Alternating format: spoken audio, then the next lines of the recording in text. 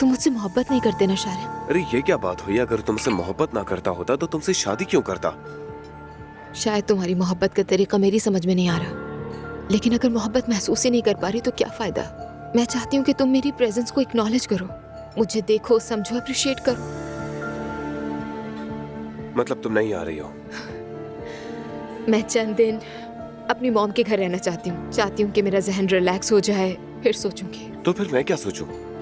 मैं तो ठीक हूँ, सब कुछ ठीक चल रहा है, मैं बिल्कुल खुश हूँ तुम्हारे सामने। यही तो प्रॉब्लम है शारिक, तुम्हें सब कुछ ठीक लग रहा है और तुम खुश हो।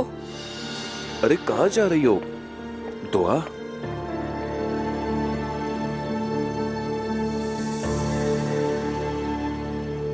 यूसुफ, मैंने जो कहा वो समझ गए ना? जी सर, मैं समझ गया। हाँ, हमारी जो प्रिंटिंग का काम करने वाली प्रेस है वहाँ जाओ, वहीं से ये काम होगा।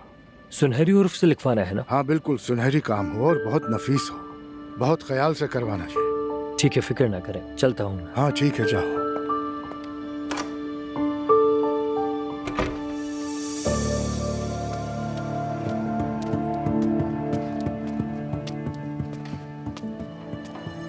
हेलो। हेलो। मुझे ज़ैनब असलान से मिलना है। मैं उन्हें इन्फॉर्म कर देती हूँ। शुक्रिया।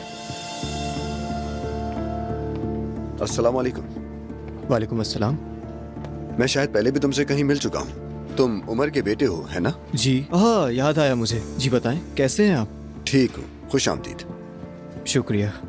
मैं ज़ैनब साहिबा से मिलने आया हूँ। मैते, हेलो। अरे मेरी जान, कैसे हो? चलो मेरे साथ ऑफिस चल के बैठते हैं। बाद में मिलते हैं। हाँ जरूर।